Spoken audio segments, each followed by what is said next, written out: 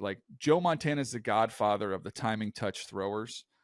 Joe Burrow is the greatest example that we have now playing the game that play that style of game. Brock Purdy's in that family and how he plays the game. Shedeur Sanders falls in line with that. Then you have the Brett Favre, Patrick Mahomes, Caleb Williams, Cam Ward kind of falls more into that, kind of a little bit more freewheeling, loose, but just dynamic, explosive tools. Like,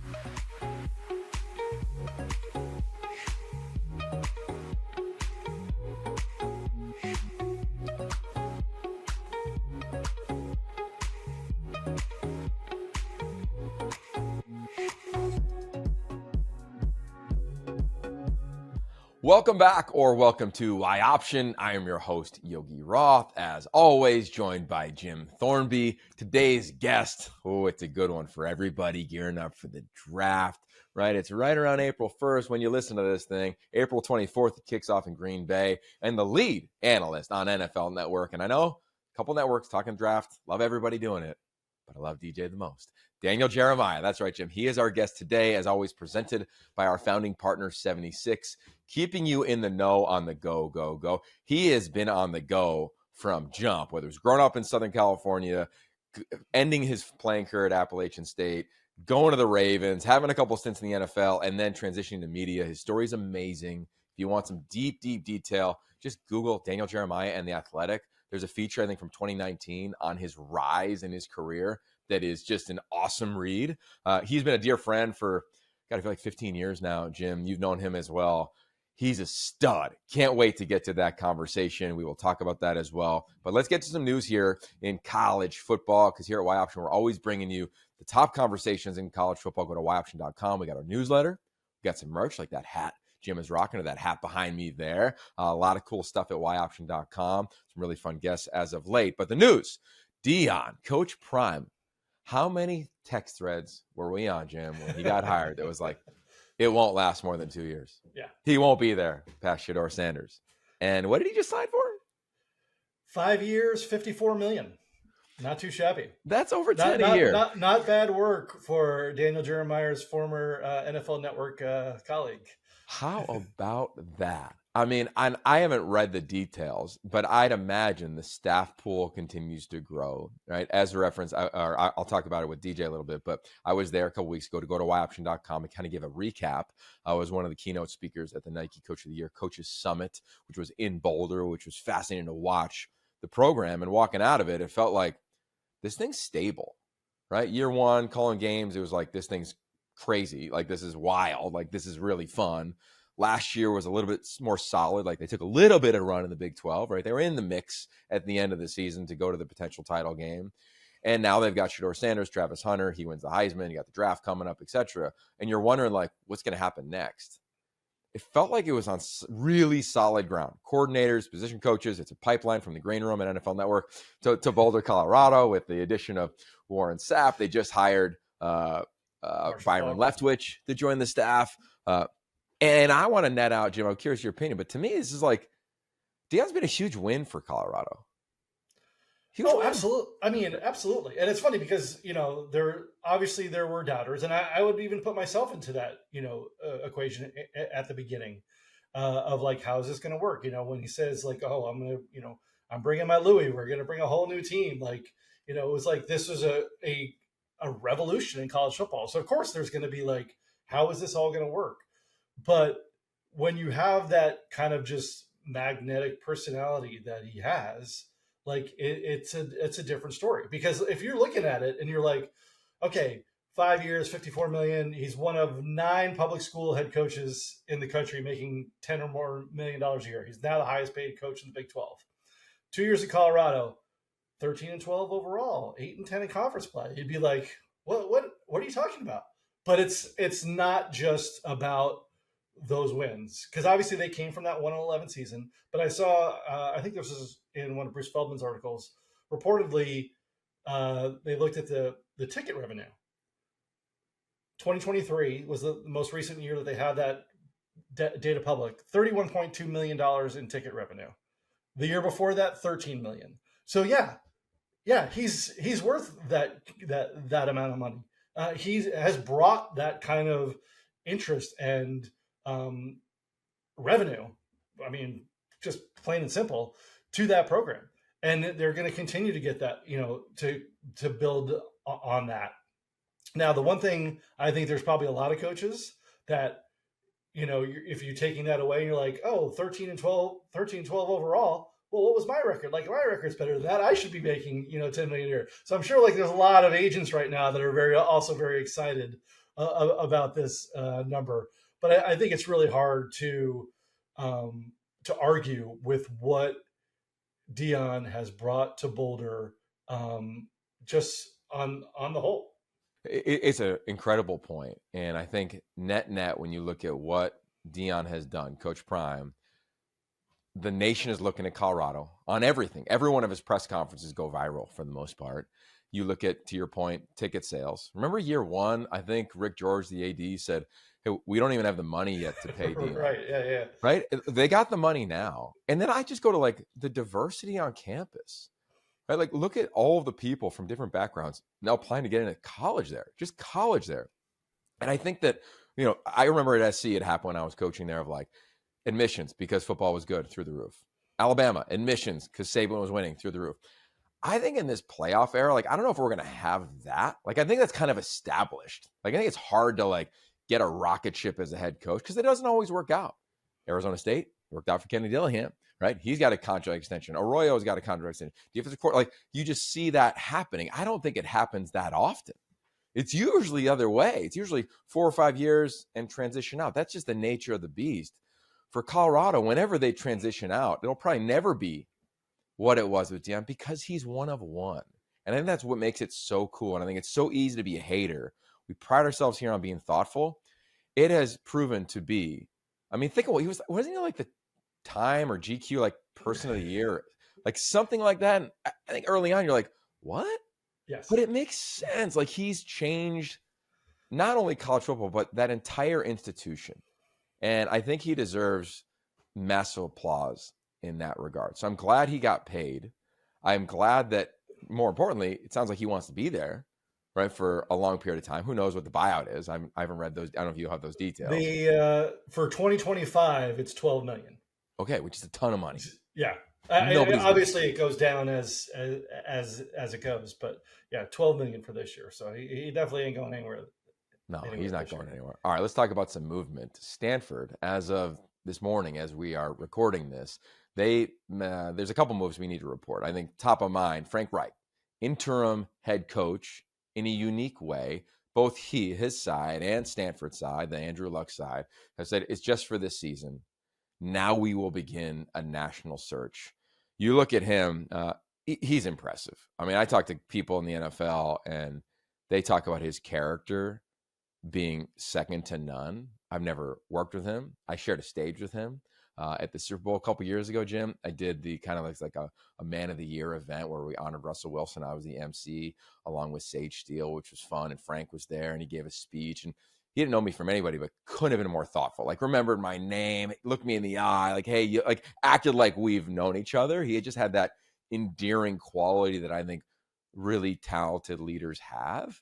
I'm curious when the news hit for you, what your takeaway was, and even maybe your thoughts. I want to give mine on the strategy from Stanford here to go with kind of a pseudo Band-Aid to just kind of bring some peace and some stability to what seemed to be a rocky, 4 or 5 days. Yeah, I mean, we're recording this on Monday.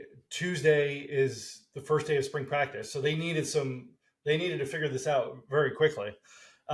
This is obviously a Stanford team, 4 straight years of 3-9. The last 2 years of David Shaw and both years of Troy Taylor. So obviously they need a comeback. And when you think Frank Reich, you think comeback. I mean, he's part of the 2 greatest comebacks in football history. Granted, this was him as a quarterback. The first one when he was in college at Maryland, they were playing Miami down 31-0 at halftime. They came back, win 42-40.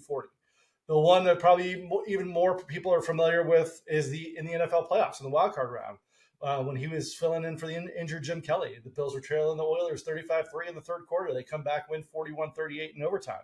So if there's someone who understands like how to like block out the chaos and just go, like this is it. Obviously, him and Andrew have a relationship from their time together at the Colts. His first year coaching the Colts was Andrew's last year in the NFL, so they know that together.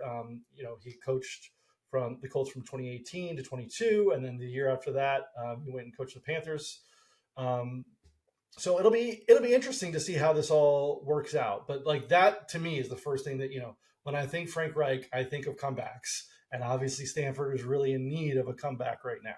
Yeah, that's I love the bridge there. I can remember, I want to say it was like 1993. I don't know what the year of the Bills game, but I remember watching it in my living room and leaving at halftime and being like, this is like glued to every snap. I feel like snow was kind of coming down. It was, at least in my own brain in Pennsylvania as a child, and watching Frank Reich is a memory seared into my sporting life and my mind.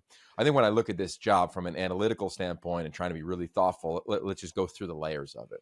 One, from everything that we know, Troy Taylor had to navigate, some issues that he clearly were reported about him at Stanford. And it seemed like he kind of did the work necessary. Then a report comes out, and Andrew Luck chooses last week to make a decision to fire Troy Taylor. To your point, they had not won since he's been there. And I think, to be fair, Stanford is not Colorado. They can't replace an entire roster when a new coach comes in. They have had concerns in the portal. There's been reported concerns on NIL. I think NIL has suitably been figured out. The portal obviously is a different beast academically, but I do think they have something unique to sell, whether that was David Shaw or Troy Taylor.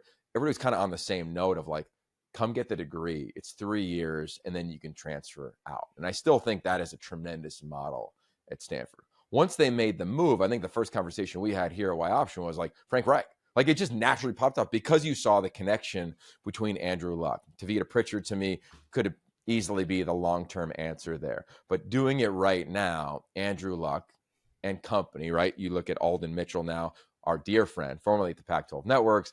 To me, she could have ran the Pac-12 Networks. She's now the interim AD at Stanford, so congratulations to Alden and her family. She's awesome, Stanford fans. Like, she is, to me, an incredible human. Really excited for her in this opportunity. But they decided that they wanted to go with the strategy of, let's just put, I don't want to, let's just try to fix it in the immediate. Because here's the reality. When you have a head coach getting fired, there's a 30-day window that kicks in the transfer portal. Guys can leave and depart. So to your point, like, now they start spring football, and here comes the next portal window. David Bailey's already entered it, even though it's not necessarily open, but he left the program to go in, which is just going to happen. That's going to be part of it. But I think Stanford, they keep the staff. They give Nate Bynum, hail to Pitt, former Pitt Panther. He's going to be the play caller on offense. Frank Reich, clearly an offensive background. He's called plays a bunch in the NFL. I'm glad that the staff stayed. And then I think just from organizational standpoint, they were like, let's just try to navigate this one step at a time. Do the next best thing, right? This is Chris Peterson always says, just do the next right thing. The right thing is hire an adult that can manage a staff of, I'd imagine, over 50 people, from recruiting all the way up to play callers. He's done it before. He's done it at the highest of levels. He'll have no problem doing that. I think he'll bring inspiration to the players. I think he'll give players hope. And I think he'll give that program some hope. The other side of this, there was a world where you say, hey, let's just push spring ball to June. It's going to happen next year, in my opinion, anyway. And let's go right now, be the only available job, and go interview anybody we want. And I'm telling you, from my phone to your ears, a lot of people wanted the job that I think would surprise a lot of people, some really talented, successful head coaches. But Stanford chooses to not do that. And I understand why, Jim, because I think if they did punt it, they were going to lose so many players. Like, I just think that was probably I think it's safe to assume the biggest concern, as always, is, are we going to lose the entire roster? So they're not. Like, I don't think they will. I think Frank Reich is going to come in much differently than any of these other scenarios. This is nowhere, don't even comp it to Baylor. Like, it's a different planet. Like, it's a different world than that. Like, this is its own instance. And I think that Frank Reich brings some stability right now. I love that the staff isn't fired, right? They're going to stay on. And then Andrew Luck and Alden and company, well, they need to say, who are we going to be in the world of college football? Who are we going to be? Are we going to be able to compete in rev share? What's our strategy around that? Are we going to be able to compete in NIL? Because it's not going away. how are we going to navigate the transfer portal? Like all of those things, I would imagine if I'm them, I'm probably not ready to answer yet to a coach that may be interested in the job. And as I referenced, I think a lot of people are interested, but those are all the questions they needed probably real answers to before taking the job. And I'm going to assume Stanford now is going to sit back with stability at the head coach, at least an adult in the room, be able to navigate it, somebody who can manage it. And now Andrew Luck as the GM and Alden and company, they need to get in the room, Carter Henderson, all of them at the top of the Stanford athletic department, say, who do we want to be? Like, and I can't wait to that answer, because I think it's going to be, we want to be elite. We want to go back to Rose Bowls. We want to go compete for championships. And we need to now really set a plan in mind with legit parameters to be able to compete in the ACC, where we're not getting nearly the money that everybody else is getting. We're going to travel. It's obviously a disadvantage traveling across the country. That's been proven by fact. Like, how are we going to go compete in that thing? And I can't wait to see, because Andrew Luck is as competitive as anybody in college football, in all of football. And now he gets to attack this thing. So congrats to him. I'm sure he could rest easy knowing Frank Reich is in the building. They start spring ball, to your point, this week, which will be really fun because they got answers, right? He's the quarterback going to be a young guy. How are they going to navigate that? And then more importantly, like, how are they going to get recruiting?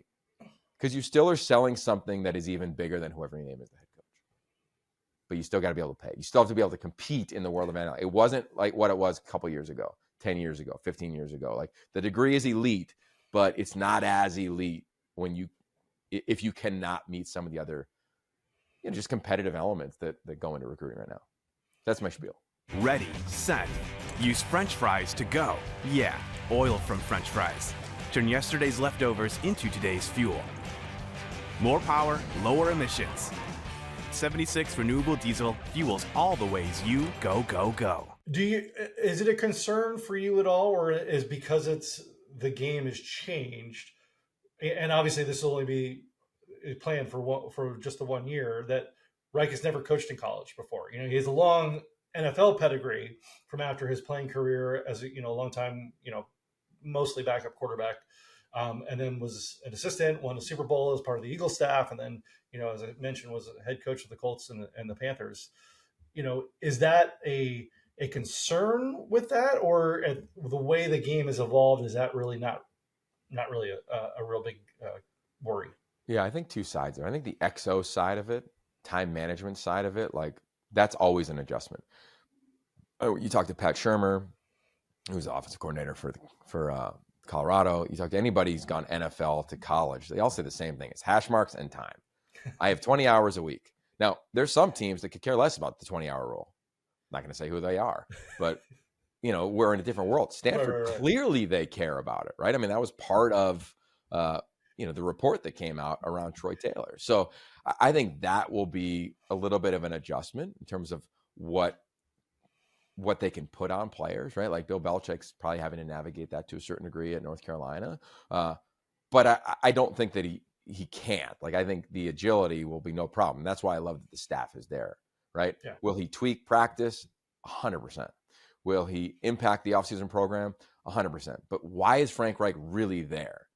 He's there to be a beacon of stability and of hope and inspire these guys. Like, why would I leave now if I've got this guy with all these NFL relationships, all this experience? It's going to be run probably more like it was with David Shaw than it was with Troy Taylor.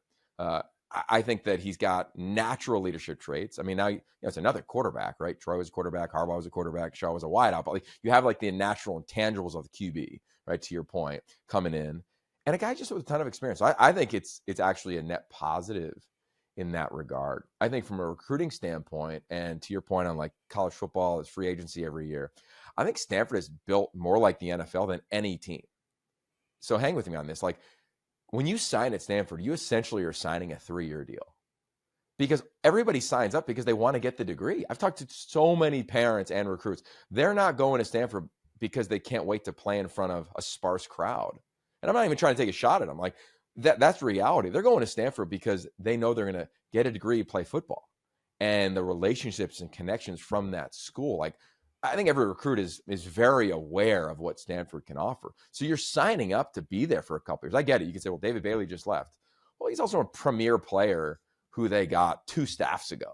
Like, I remember when he showed up on campus with David Shaw. Like, this is his 3rd head coach. For some players, it's just kind of like, dude, I'm good. And I'd imagine whoever his agent is getting hit up because he's a chance to be a premier edge rusher, and they are at a premium, especially in the second portal window. So this could be as much business decision as, hey, give me some stability, maybe get home, like whatever it might be for David Bailey. So I want to wish him the best because he was always awesome when I was around him. To the point, though, of why it's comp to the NFL is, I just think for Coach Reich, he's going to be able to walk in and he's not going to have to worry about, 30 players dipping. Like, yes, they can go, but I think guys value it way more than if this happened at Texas Tech right now or at any other school that is like a traditional football college that's been, Texas Tech has been better than middle of the road. But if you comp another team that's gone 3-9 the last 4 seasons, I think they're losing way more players than Stanford. I would bet it's less than 10 guys hit the portal. We're already at 1. But I bet less than 10 by the time we get to the end of April because of the hire of Frank Reich and the degree that Stanford has.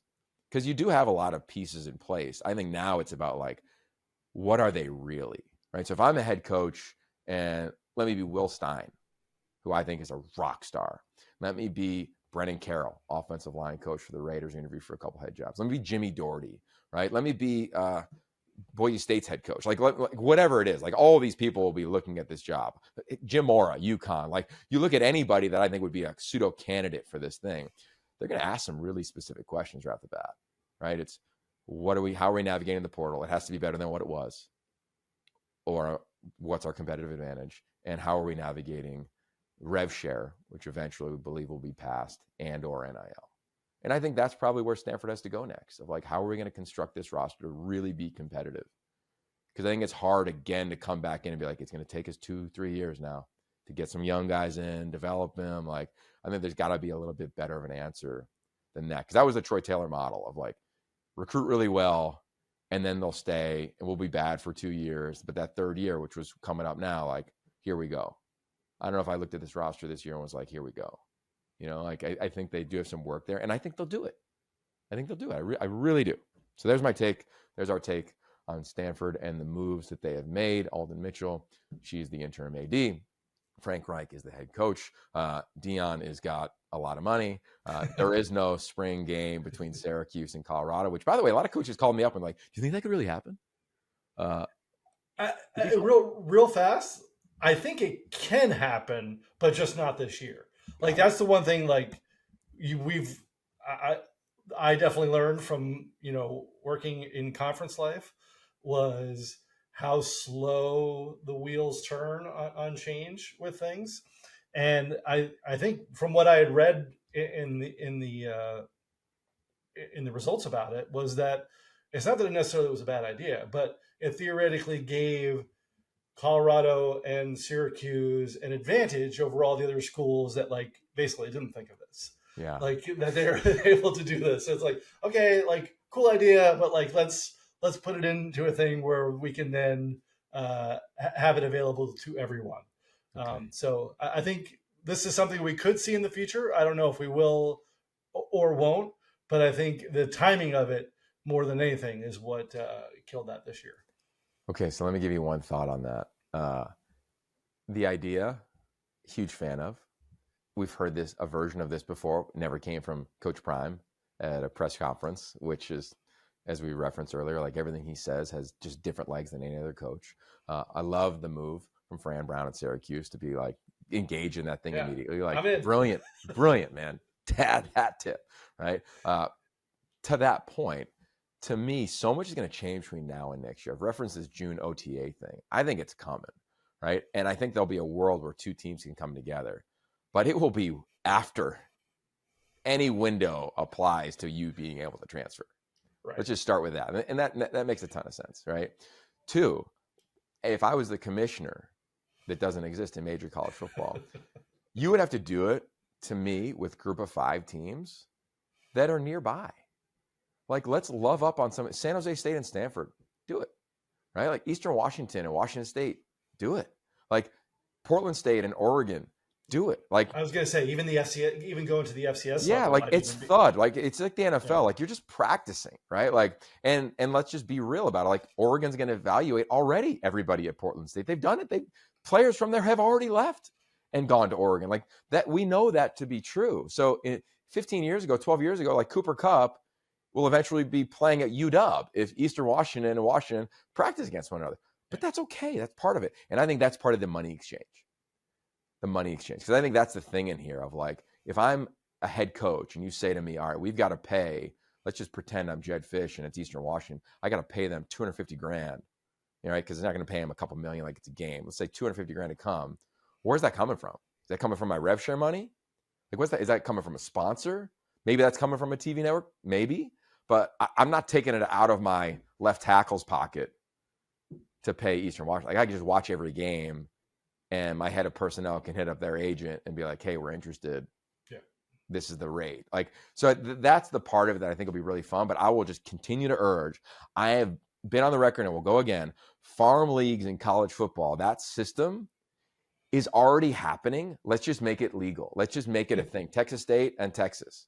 Why not? Let's just do it. Whatever the schools are, I think it'd be a smart thing for the game. I think it'd be healthy. UAB and Alabama, like whatever it is, fund some of those schools that are underfunded, find a way to pay them, train your young coaches at those places, have a little bit of a pipeline. We see it in high school football in the state of Texas all the time. Like if you go to Austin, like Westlake, that school in Austin, like just a premier school, Cade Klubnik's school, I think the pitcher for the Dodgers, I'm blanking on his name. Kershaw? Yeah, Kershaw, Matthew Stafford. Like they got every layer of football down to like 8-year-olds. They're running the same stuff, like, which is crazy, but like it's got alignment, right? So that's my spiel on that. All right, we went way too long. Today's guest, thankfully, we went along with him. Like if you fast forward to that, we don't blame you. Daniel Jeremiah. He is the lead draft analyst at NFL Network. He will be all over the coverage starting April 24th. He calls games for the Los Angeles Chargers, Jim Harbaugh, Justin Herbert. Most importantly, he's just an awesome guy. He's inspirational on every level. We will talk about everything from spray tanning to how do you evaluate quarterbacks and why you need quick hands right now at that position to transition to the NFL. But as always, every one of our conversations is presented by our founding partner, 76, keeping you in the know on the go, go, go. Here we are in the offseason. Spring ball is fully in, it's rolling right now. I'm heading to Columbus next week, then to Oregon, then UW. So if you want a UW spring preview, because they start this week as well, Christian Capel was just on. We had Marcus Arroyo on as Arizona State is in spring football right now. And today's conversation is all about the draft, projecting to the next level. We go quarterbacks, wideouts, Ashton Jeanty, T-Mac, Shedeur, Cam Ward, Dillon Gabriel, Jackson Dart. We will talk all those players with one of my favorite people on planet Earth. Here it is. Daniel Jeremiah.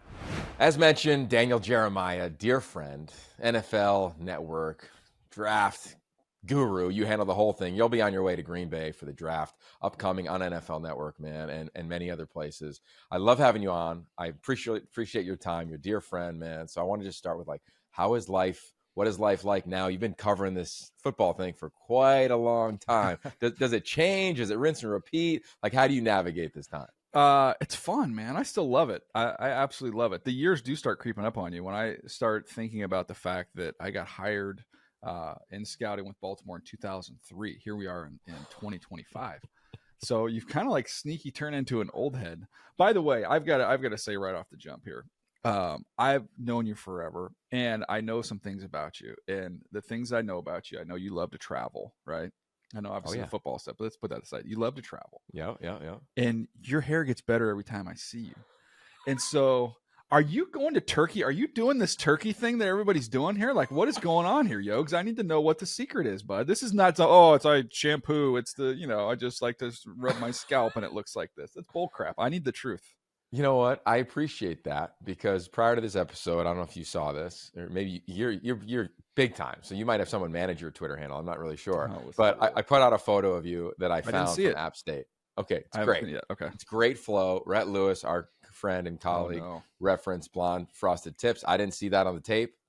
Didn't see that. Let me see this. It was brilliant. I loved it. So I think we're kind of in the same company in that regard. To answer the question, because I won't dodge it, I won't be on the fence. They were slightly frosted.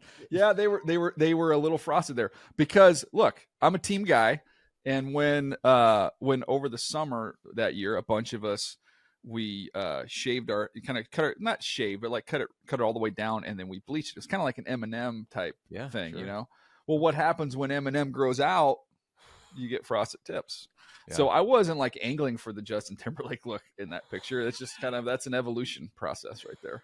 I love that. That's just this is part of the journey. I hear you, man. Hey, I did the sun in. I had a sun in phase in my high school years. You know, you'd be sweating sun in into your eyes and like summer workouts.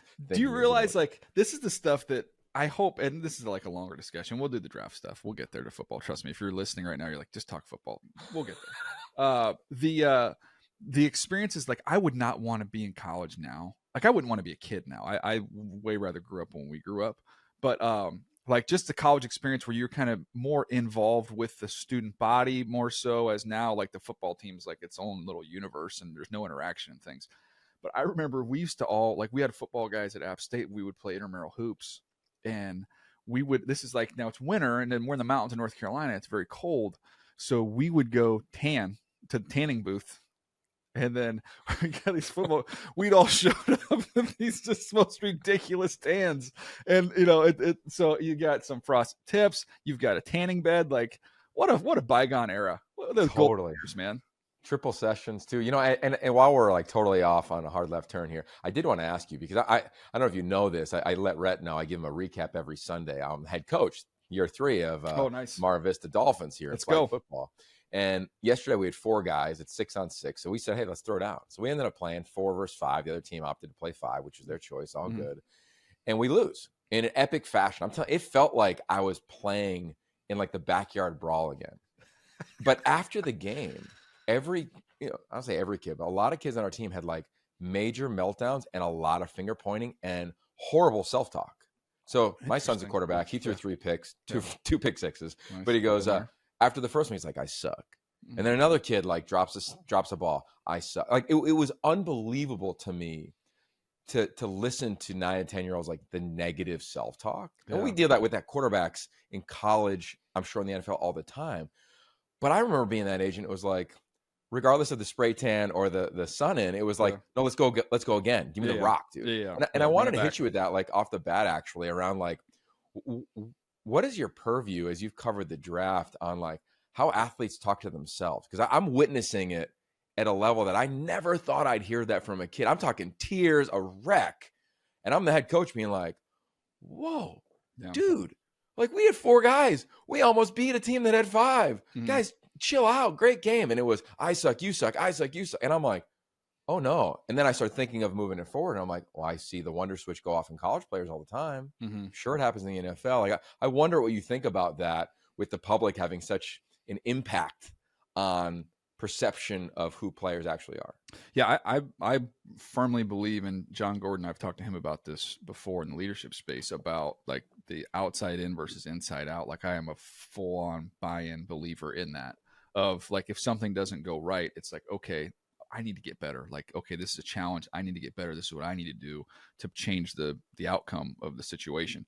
But it's always looking inward and not outward. And then I think some of that is what you're getting to, is you have to have a core belief in yourself and some confidence. And I do think that I put some of this responsibility on parents. Obviously, I put it on the youth coaches. I don't think it's ever been more I don't think we've ever been more misguided with youth sports than we are now, which drives me crazy. I prefer like literally rec league over travel ball and all these sports, because let's play all the different sports.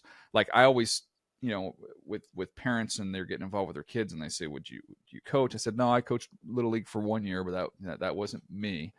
But I said, I've always had, a philosophy with coaching kids. And if you're around kids and coaching kids at a young level, I've always said the goals should be for your team every year should be a couple things. Are the players are better at the end of the year than they were at the beginning of the year. So we've improved.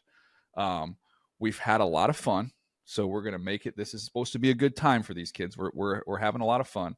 And the third thing is they want to sign up and play next year. Amen.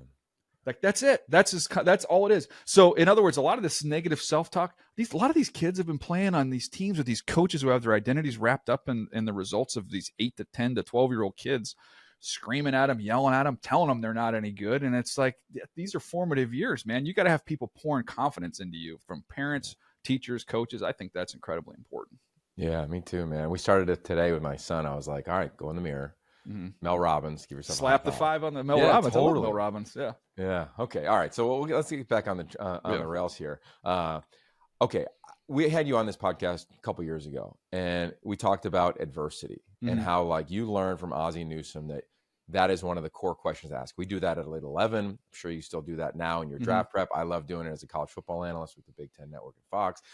To that point, I've never asked you, DJ, like, what was a moment when you had to navigate adversity, whether it was early, maybe it was recent, but I'd be really curious because you have this, breadth of not only experience, but all of these people that have taught you how they've navigated. I'm curious how it has manifested into how you navigate it. Yeah, I that's a great question. I've found in my life that all the best things in my life followed adversity.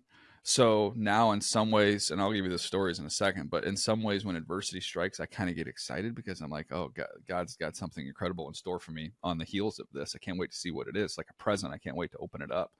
But I'll go back to when I was in college and I'm playing it. I transferred from Northeast Louisiana. I'm playing at App State, and it was kind of a battle for the quarterback position. I finally, for 3 years, really was kind of off and on. We were sharing this position. So my senior year, I have a great off season, a great summer. I was physically exactly where I wanted to be. I felt great. It was the first time we opened up against Wake Forest, and it was the first time as a college player, it felt like high school. It felt like the game was like really, really slow, which was fun.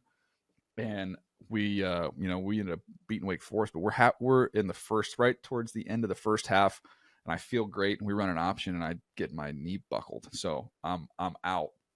And I remember thinking, kind of like questioning God a little bit, like, gosh, all this work to try and get to this point. It's my senior year. We have a really, really good team, a chance to win a national championship. And then I make it literally one half, and it was an MCL, so it was going to be like 4 to 6 weeks at that time.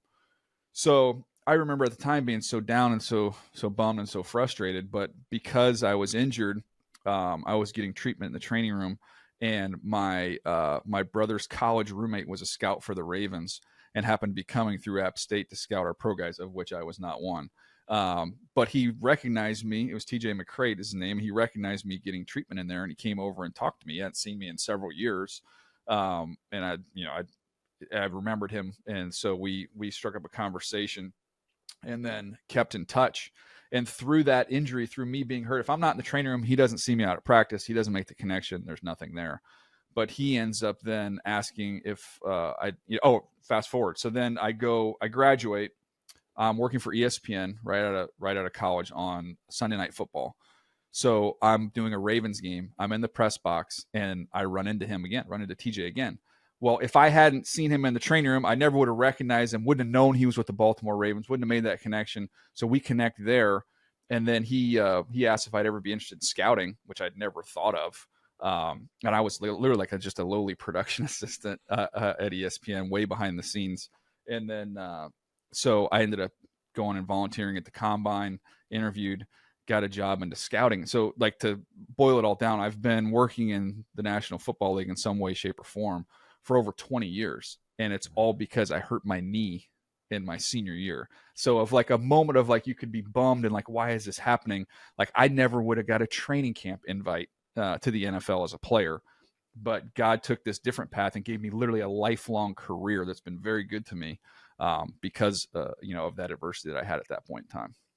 That's awesome, man. And it's so fun. I'm sure you enjoy it too, talking to guys in the NFL when they come back from the Combine, or you're covering it on NFL Network with tremendous detail, what they glean from the room.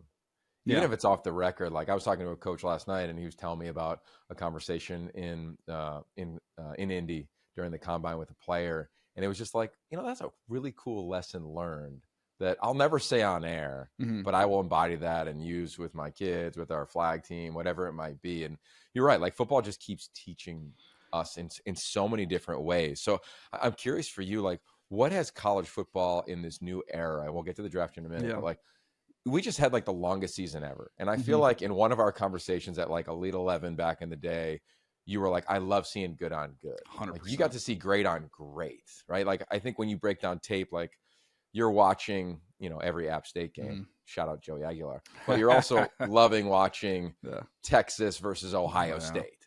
What did the playoff do for you as a draft analyst? So I've got a hot take on this. I'm not a hot take guy, but I like saying that. So, Love it.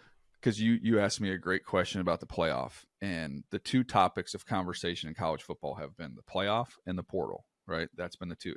To me, as on the scouting side of it, the most impactful change in college football over the last 20 years has been conference realignment. It's even bigger to me because, and you know this, especially having been in the Pac-12 and having, been at SC, if USC had an offensive tackle prospect, which they would have a lot of, it was a hard evaluation because I might only see him play against 2 or 3 NFL caliber edge rushers in the conference or in their non-conference that year. When they pushed all these teams specifically into the Big Ten, into the SEC, like you are seeing these guys at the line of scrimmage face NFL caliber players 5, 6, sometimes if you go deep into the playoff, 8, 9 times. Like you've never seen more good on good. So as great as the playoff is, that really is only for those 12 teams. But for those conferences, those 2 in particular, those are like NFL light. Like that is the minor leagues of the National Football League right now. Yeah, Jed Fish has called it NFL light, and even calling those games, it feels that way every weekend. Mm-hmm. It's always a big deal, which to me, first year in the Big Ten, it was really fun to check out Nebraska and Indiana when they were rolling.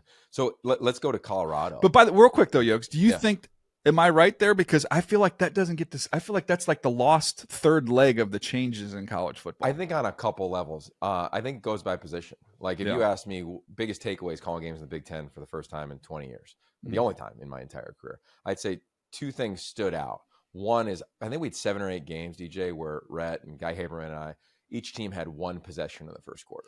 That's crazy. And you're just like used to the Pac-12, and you're like, boom, boom, boom. Yeah, what is happening? But you're in it. Like it doesn't matter when you're calling it because you're so immersed in the snap and the minutia. Yeah. And then 2 was quarterback play. Mm-hmm. Like I thought the backup quarterbacks at SC, UCLA, Oregon, and Washington would have started at a handful of schools in the Big Ten. Mm-hmm. So I think from that evaluation standpoint, like it might be a little harder. Like I do like the wide out thing. Like there's Ohio State, of course, like the elite teams, like that's not negotiable. But the other part of it, I'd be curious because I look at like the inverse and say, okay, what about the Big 12 in Colorado, right? Like here's Shedeur and Travis, who obviously are going to be drafted night 1. Mm-hmm. Where is TBD? Like, does it impact that for you, or do you're like, hey, Travis Hunter's elite? I don't care what league he's playing. Yeah. Like, how do you look at those 2 guys specifically going from the Pac-12 to the Big 12? Yeah, it's a great question. I would say Travis is easier for me, just because that's just you can just watch movement. I don't care if he was playing at Jackson State where he was previously. You can just watch him move around and go, that's different, like how he moves. I do prefer him as an offensive player over a defensive player, but neither here nor there. With Shedeur, as with any quarterback in the Big 12, it is challenging because the defenses aren't what they've been. The conference as a whole is a tricky one in the Big 12. We had Kenny Dillingham on our coverage of the Big 12 Combine, and I said, Coach, you realize you won the conference with 1 Combine player? Cam Scatterby was the only Combine invite player they had. So on one side of it, I give Coach Prime and Deion and Shedeur and Travis, these guys, tremendous amount of credit for the success that they brought to Colorado. This has been it was dead. Clyde will even just talk about how dormant and how dead that place was. They revitalized it. They won, and they deserve a ton of credit for that. But they also it wasn't like they had kind of the existing Colorado team and dropped a couple guys in there. It was a wholesale swap. Like there's nothing that resembled that. They just took out one entire team and they installed a whole new team. So again, it's like recalibrating as an analyst and as someone who's done this. It's not like you can change the entire organization. The whole roster's gone. So it's just different in terms of what it would have been in the past, where you're like, man, Russell Wilson transfers to Wisconsin and he was the difference maker. Like he was that one little ingredient that kind of made the whole thing work. I don't know that we ever see that type of thing again. Yeah, that's a good point. Like I wonder, like the premium teams, how they navigate that. Like Bo Nix, Dillon Gabriel, they were that. Mm-hmm. But to your point of like a rebuild, I've always said this. I believe this in college football now. It is so much harder to take over a really talented team than take over a team that's down and out like Colorado. I say that because like you got to hold the team together now. Yeah, you got to play defense and offense. Yeah, like I look at Arizona and Brent Brennan having to navigate, right? I know you're watching Tetairoa McMillan. To me, he's just an elite player, ball skills through the roof. But having to navigate that as a coach versus Kenny came in and he did what Deion did. He just didn't get the pub because he wasn't Deion. So flipping the roster.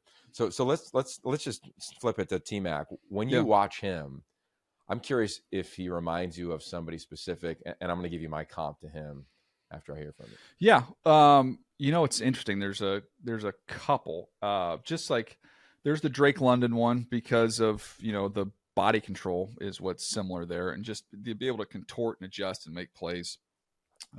There's some similarities there. I also have one that's kind of an old school one, but Chris Henry was in the AFC North when I was there. Rest his soul, he's passed away, but his son, I believe, is a big time recruit now. But when he came to that Cincinnati team, I remember they had TJ Hushmanzada, they had Chad Johnson, and all of a sudden Chris Henry gets dropped in there, and he's making all these incredible acrobatic catches with a big basketball type frame. So I saw some similarities to him when I watched him as well. Now, I don't think he's a perfect player. Like I'd like to see him with a little more urgency and a little more physicality. I think it's all in his body. But there's some times that I like on backside of things, like I just want to see him. I just want a little bit more juice, a little bit more energy, a little bit more urgency there.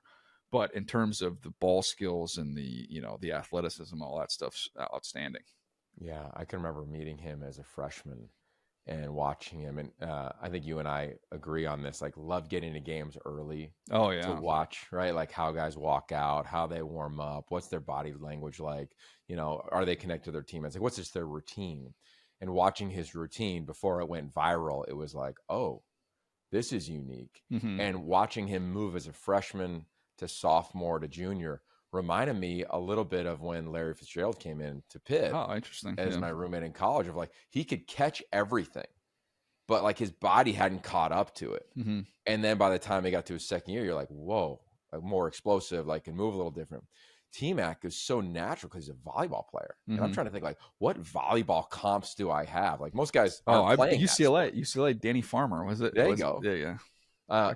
He was just, to me, like it's just so explosive. And that's where I wonder for you in the your NFL experience, like I still believe that coaching matters. And I get that like there's a world in the NFL where it's like, well, we're kind of just managing.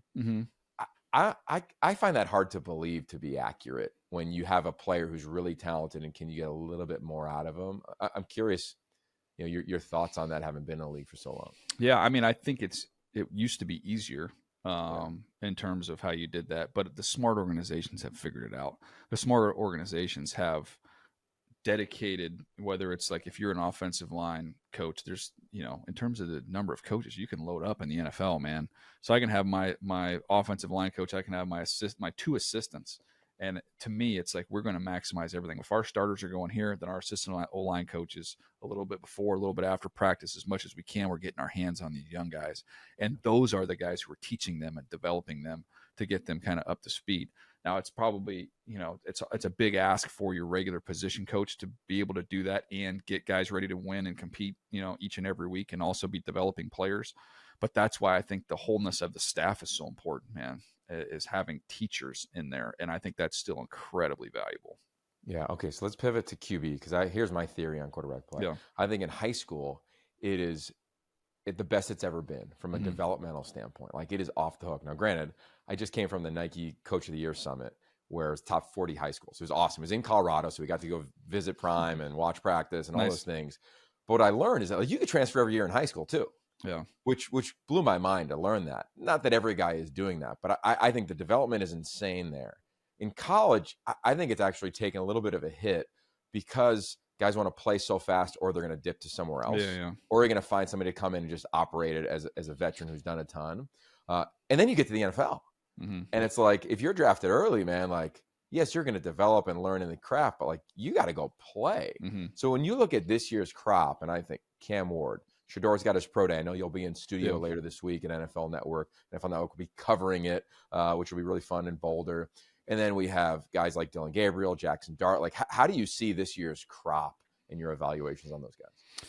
Yeah, to me, I think there's a gap with Cam at the top. I think he's the one who offers the most. And we always, we've used the phrase kind of chasing ceiling a little bit. And I think people can look at that and go, well, that's got people in trouble. You can look at this player or that player that's missed because you were chasing the upside and the ceiling. And my whole point has been, especially when you look around the landscape of the AFC, and I just call them cyborgs. When you look at all the cyborg quarterbacks, you got to try and navigate around. Like, I would rather miss on greatness than hit on average, because guess what? 3 years from now, we're both doing the same thing. We're trying to find another guy. So like that to me is, you've got to kind of chase some of that if you're going to be able to compete with those teams. So Cam Ward offers that, I think, with just the talent that he possesses to be able to make every single throw, drive it, layer it, get it up over the top. He's got incredibly quick hands, which I've become have been an important part of my evaluation process. Everybody has their different things that they try and focus on, but the way the game is incorporating RPOs and doing different things there, I think just the hand quickness has become really important. We talk about like middle infielder hands, and his hands are explosive and quick. So he can beat, you get a free rusher, he can beat you with his release. He can beat you with his legs to be able to just sidestep you. He's really strong in his base, which I love. He can kind of pull through guys. He doesn't need a lot of space around him to operate, and he can still generate as much velocity as required. So, yeah, I think to me he's the most talented guy, and there's a little bit of a gap there.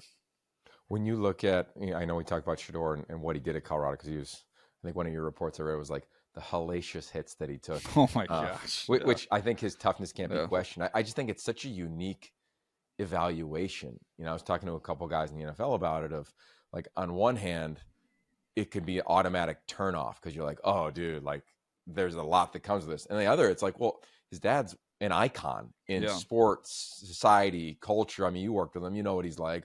Like, it's a different evaluation. And when you put the uniform on, like, he's a tough dude. He makes a bunch of throws. He can anticipate. Like, how do you net out? And how do you think, maybe more importantly, like how NFL teams will net out their evaluation if some have an old school background? Have they caught up to the times? Like, how are they navigating Shedeur Sanders entering their locker room?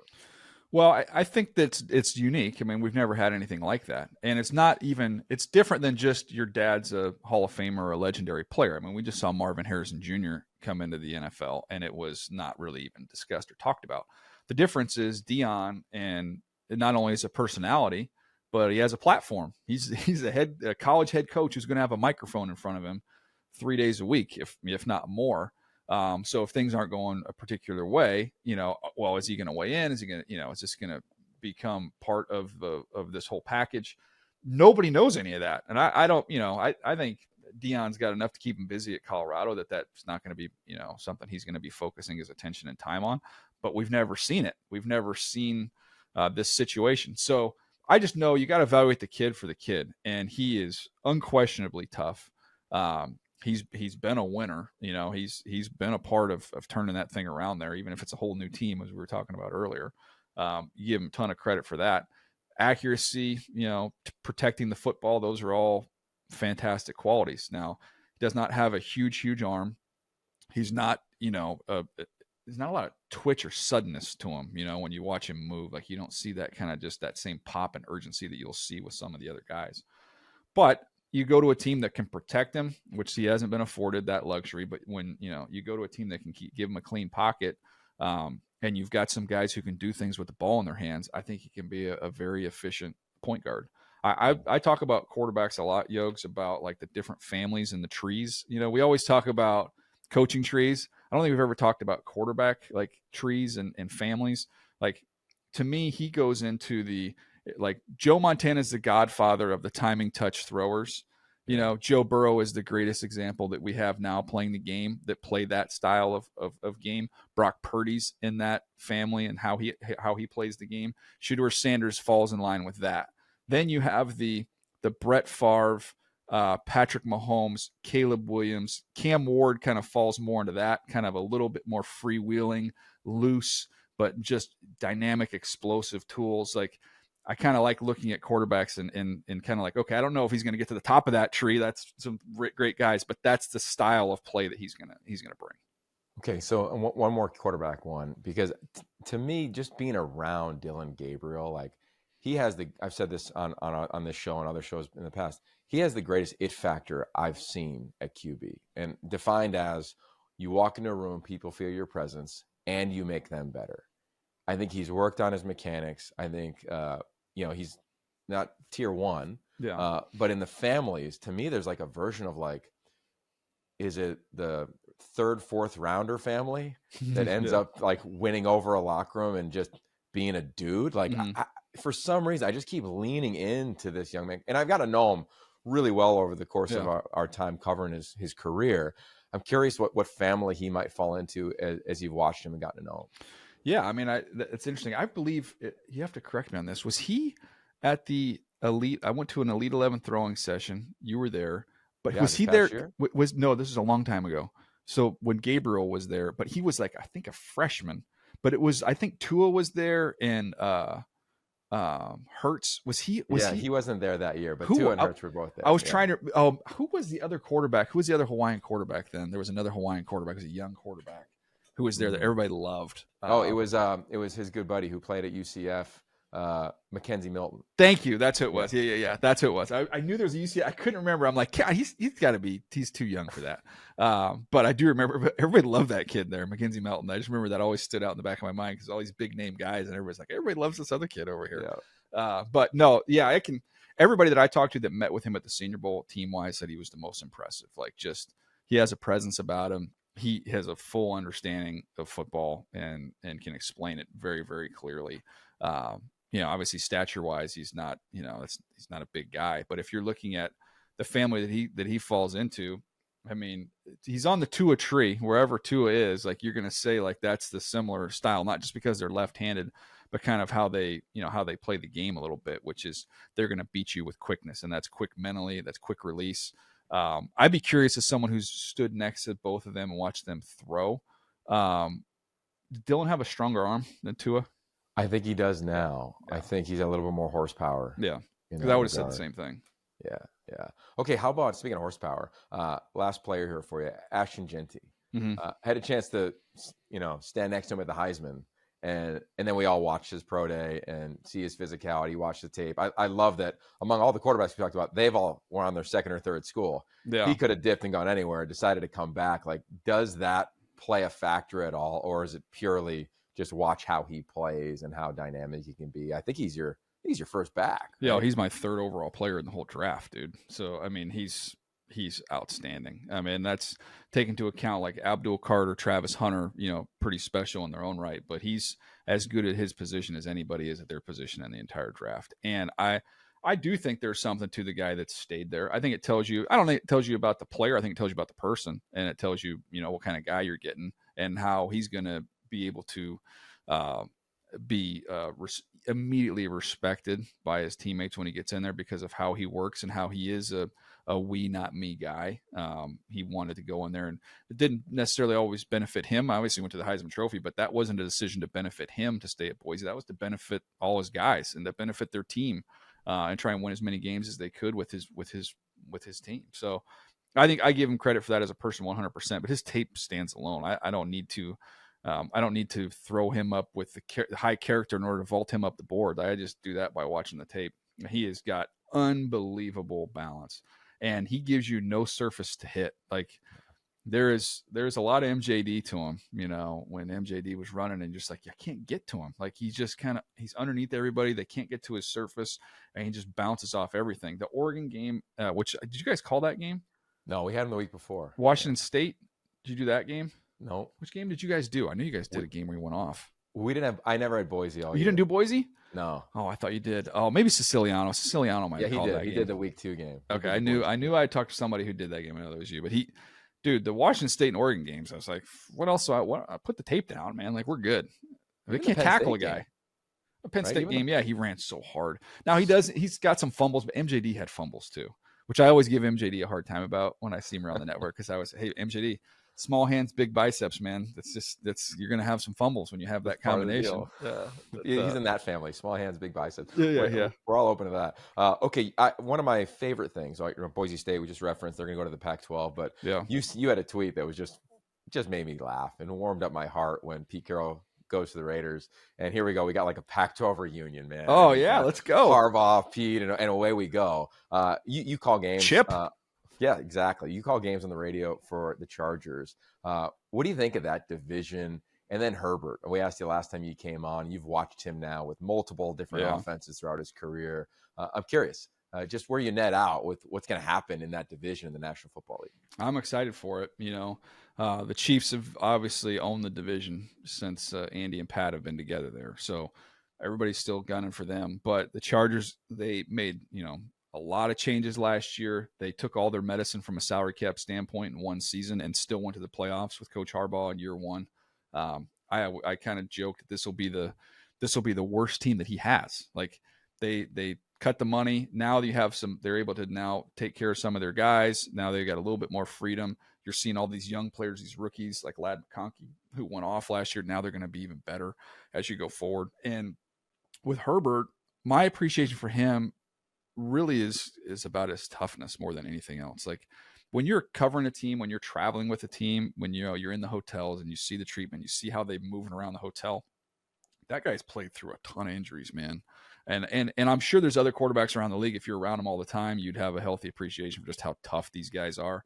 Like I wasn't wired like that. Like this dude, he goes out there when he's nowhere near 100%, and he's just crazy, crazy competitive. So, there hasn't been the postseason breakthrough that I think he would hope for, but I do feel like that's coming, and I feel like that's building, and he's got the respect and admiration of everyone in that locker room and in that organization. I had a deal with Brock Purdy yesterday, and we did this thing with Toyota, and we did this shoot, but I was excited to get to talk to him because I've never talked to him. And one of the things I asked him was, just off the camera, I said, hey, what do you think with quarterbacks that, I won't say that we miss, but like, what's one thing that we don't talk about that you think deserves to be talked about the position? And he gave a fascinating answer. He said, I just think it's important that you can inspire your teammates. And I thought, like I've never, like I've heard like people say like, oh, your leadership and your competitiveness. Like, I don't know that I've heard inspiration. Like that's never been in any scouting form I've ever filled out when I was scouting the position back in the day. It's like, does this guy inspire his teammates? But I thought, you come to think of it, like, you're right. That is something that we should pay more attention to. And I think Herbert inspires his teammates, not with words, but in deeds, just with how tough he is. Yeah, that's so well said. I'll be rooting for the Raiders, but I'll always root for you. You know what's interesting? Hey, is Pete excited? I can't tell. Is he excited? You know what's really cool from my purview, and we need to have like a off the air convo too. But the sense of urgency from him is something I've never felt before from him in a really cool way. Think of senior year of high school, like it's ending. Yeah. And for a coach, like name another time where you were able to be like, yeah, I probably got another 2, maybe 3 years left. Like I just think it's really cool. And having talked to guys on his staff, like my high school quarterback's linebacker coach, John Glenn, who is on, to me, the radar to be a dominant defense coordinator, future head coach in the NFL. Like he's tracking. He's been with Pete. He was just with the Commanders last year. But everybody's just, they look at things and they see a dramatic element of being uncommonly consistent every day with your message, a competitiveness that is, as off the hook. Oh, yeah. And I think what relaxes people is every day matters. Not we're playing the Chargers or we're playing, Ohio State, Michigan week. Like none of that ever changes. And I think that's something that in the world of pro sports in the media, like I don't see that as often as I would love to see that at all levels of sport. And I think that steadiness and that savvy he has is. They also have a really good defensive line that nobody's talking about. There you go. That's why you're here. To that point, the world in college football, I want to end with this with you, has really changed. There's GMs now. You've got this career in the front office. Like every couple of years, I feel like you're rumored. I don't know what's true. I've never asked. But do you look at that and you're like, this could be kind of cool. Like you just saw Jim Nagy, he's now running things in Oklahoma. Andrew Luck just hired Frank Reich today as we're recording this thing as the GM of that thing. Like, is that something for you that is pulling at you at all? I've had overtures on that stuff, but I just, not right now. I'm always hesitant to say like this wouldn't interest me in the future because I just don't know where I'm going to be in the future. But I'm having so much fun doing what I'm doing. I feel like I get the best aspects of football in this gig. I joke around with my GM buddies in the NFL, and I'm like, at the end of the day, there's 32 of you guys. Like, it's kind of like me and Kuiper doing this thing on the, they get to be a lead draft analyst on this front. So I've got good balance in my life. I'm around my wife. And especially like we just celebrated our 25th wedding anniversary. The idea, we have my son who's going to be a senior next year. So that's our youngest. So he'll be out. So we'll be empty nesters. And I'll be honest with you, I am so excited to be able to spend more time with my wife. Like, as taking on that responsibility, being a GM of a college team, NFL team, that's going to take me away from that. And I'm not willing to make that trade. That's beautiful to hear. I went through that in my own lens this past off season because of the changing landscape. And I do believe this. I believe that the best teams, organizations, leaders, cultures, what have you, they do one thing. I coined it, they chase what matters. So they have clarity around what matters most. When they state it, they're confident. It's not BS. And then the hardest one is then their discipline. Mm-hmm. And I can remember going through all of that and be like, this would be really fun and do this and try that. My wife's like, every Saturday you text me and you tell me how much fun you're having at the booth. Yeah. What? And what hit me, DJ, was like, it was kind of like a dopamine hit to a degree of like, this could be cool. This could be fun. This would be fun to do. Yeah. And then you're like, whoa, I love my kids. I love my wife. Like I have, when you process that, is that a version of how you've navigated having to make those choices? Yeah, I've had a couple opportunities in the last month that if it's just me, I'd be like, gosh, that'd be a blast. I'd have so much fun doing that. But then you step back and go, yeah, but there's an opportunity cost here. Yeah. And that is not going to come close to what I'm going to be giving up. Especially as you get older too, like, look, I shouldn't say this. My agent will get mad at me, but like, as long as I have enough money to take care of everything, like I don't care about that either. Life's about people. It's about relationships. It's about your family. And then doing what you love. And I love what I'm doing. And my dad gave me advice when I was with a team at one point in time, and there was another opportunity that was presented, and he said at the time, he's like, well, are you happy? And I'm like, yeah, I said, I love who I'm with and what I'm doing. I'm happy. He said, don't ever leave happy trying to find happier. And I thought, okay, yeah. And the other thing he always said was, you want to make sure that what you're going to, there's got to be, you want to be pulled to something, not pushed from something. So like the frustrations of where you are, every job, everything in life is going to have some of those challenges and frustrations, but don't just leave that out into the abyss. Make sure you find something that is pulling you to it, as opposed to just saying, I'm leaving this place. No, I'm going to that place. Like that's got to be the mindset there. I've always kind of remembered those two little thoughts. It's why you have, parental wisdom, I guess. But those things always stood out to me. I love it, man. You have so much wisdom. One little note, you contributed to the book 5-Star QB. You gave advice to quarterbacks, and you gave 3 things. You said, stay curious, stay joyful, and be loving. Mm-hmm. Anything change from when you shared that 2 years ago to now? And what you I think that's I'm big on the joyful part of it, man. Like I just want to be, especially as you get older and you see winning teams, like I want to show up to the office. I want to show up to the locker room. I want to show up to the facility, and I want people to be excited to see me, and I want to be excited to see them. Like, golly, man, life's too short. Just walk around with a frown on your face and you're down and you're miserable. Like there's a force multiplier there when you're enjoying life and you've got clarity, you've got vision, and there's a passion there. Those are the people I want to be around, man. I want to walk down the hallway and I want people to be like, oh, hey, it's DJ. I don't want people to be like, oh gosh, there he is. Yeah. Like, come on, man. Like this, we're getting to be around football. Like they're paying us to be around. Are you kidding me? Like, come on, put a smile on your face. Amen. Amen. All right. All smiles will be on everybody's face. April 24th, the draft kicks off. You'll be in Green Bay. No spray tan, no frosted tips. Maybe a jacket. Maybe a jacket. A couple jackets, right? Which is good for the suit. You don't have to go through the debate of like, what are you going to wear that night? That's fine. Overcoat. Get a big pea coat, right? Yep. Maybe a scarf, maybe some earmuffs because you got great hair. You don't want to put a hat on. That's debatable. Do that. You never answered the question about turkey, by the way. I don't think I didn't make that little note in the back. Well, I'm on my way to Paris to go see the Paris Musketeers and Jack Del Rio here. Are you really? Fantastic. Yeah, we start training camp. Tell Coach I said hi. I will. Yeah. Your favorite team's favorite team. Get over to Paris. Check him out. Jaden Daniels, I think he's going to be over there a couple days. Oh, sick. Spending time with the team. So that's great. Yeah. Love it. I'll bring you back some hair product. All right, there it is. I don't DJ. need much, brother. Thanks, man. See you, bud. It's the Afterglow. Yogi Roth, Jim Thornby. That was Daniel Jeremiah at Move the Sticks. Check out his podcast. Watch him on NFL Network. He's absolutely phenomenal, Jim. As always, every conversation is presented by our founding partner, 76, keeping you in the know on the go, go, go. And we all love the draft. It is a spectacle. It'll be outside. It'll be in Green Bay this year. We didn't even talk about that really with him. We talked about a lot of things with him. What stood out in our conversation to you as the producer of this episode?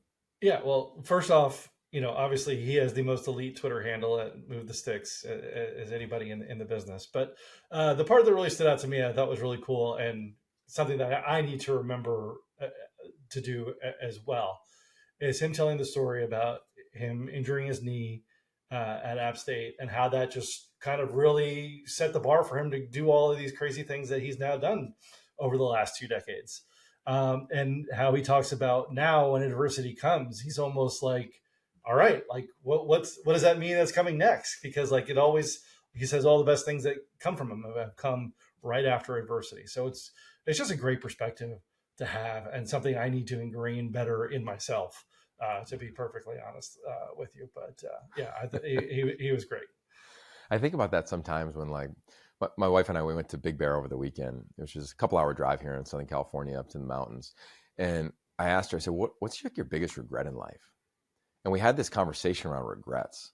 And it was really fun. Like my biggest regret was like, I opted to not do pro day because nobody ever like, in my opinion, like inspired me to say, you can go play. Like there's a ton of like little smart wide receivers on every team. Like there's one on every team. And I didn't learn that until I started coaching at SC, and Pete was like, why don't you play? And I met a Raven scout who, it might've been DJ back in the day. And he was like, hey man, you were on my board. Like, how come you didn't try out? You weren't even there.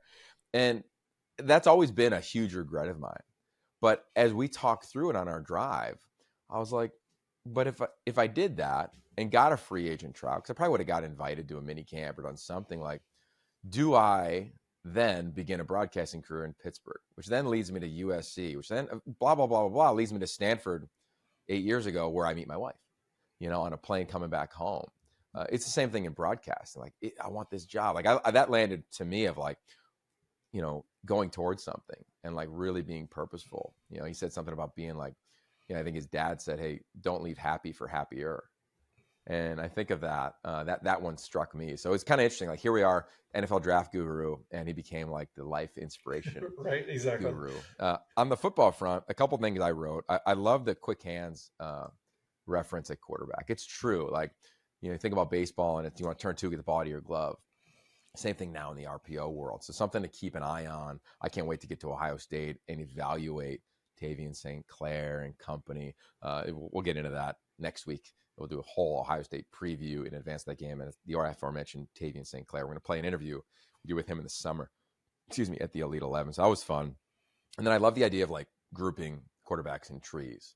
We've done that at Elite 11 for a long time. It's always been like the trees though, like the 6'4" wide out or quarterback, the 5'11" dynamic athlete. I think it's kind of fun when you look at proven guys. Like he referenced, like, here's the trees of proven players, something I'm going to kind of dive into here in the offseason, looking at quarterbacks in major college football and what groupings I kind of put them in from a skill set standpoint. I thought that was kind of cool. So I took those two as like homework assignments for me to come out of this one with.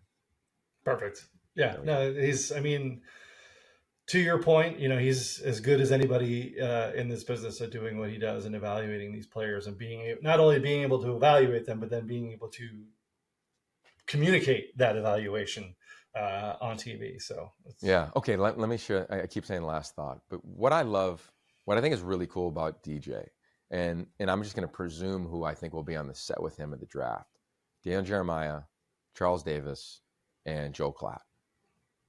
Combined snaps in NFL games. Zip. And I just think for all the aspiring broadcasters out there, there's something to me, this isn't proven by any research other than my opinion of, you look at Herbstreit, top guy at ESPN. You look at Joel, top guy at Fox. You look at DJ, obviously top guy at NFL Network. Like you look at some of the best broadcasters, especially in college, right? I think the NFL is a different thing. Like they're all gold jacket guys. But in college, and now Charles Davis now being the number one guy at CBS in 2 years. Nobody was an elite player. And I love that because it's always even inspired a guy like myself, Jim. Like, I wasn't an elite player. I was an average player who had a fun little story. But there's something to like, and you saw his face light up when we talked about doing the work again. And I feel that. Like, I think the best in this profession, probably any profession, but to stay on football, it's like, you win with your work. Win with your substance. Like, you have your seat because of what you say, how you say it, and the research that you've done to really truly give a why behind the substance, right? Behind the headlines. Like, I love that. I've always said, like, guys like DJ, maybe you turn it on to see a bigger name, but you stay to hear what he has to say. And that's something that I've tried to model my career after as well. Like, I'll never be the biggest name, but hopefully you stick around to hear the thoughtfulness. So that's always been an inspiration on a bunch of levels. For the young broadcasters, I think it's something to really learn from. I'd be YouTubing as much Daniel Jeremiah as humanly possible just because of his humility and how he sees the game. Just a beautiful art, beautiful skill, and just an awesome dude. And kind of self-deprecating. We like making fun of ourselves as well. That was fun. I mean, the spray tan story could have been buried in the archives. He busted it out. We talked a little bit of hair product. That was fun. But for all of you, this is a long episode, but that's what the offseason is for. Some brevity, take some time, digest it. Colorado, Stanford, and of course, deep dive into the NFL draft with NFL Network's Daniel Jeremiah. Big love to our support and our sponsor, founding partner 76. Jim, as always, your work ethic is second to none. And to our community, especially paid subscribers at Y-Optioin.com, thank you, because without you, we do not exist, and we want to continue to exist. So with that said, I'm diving back into the film. Ohio State prep continues, as does Y-Optioin. Peace.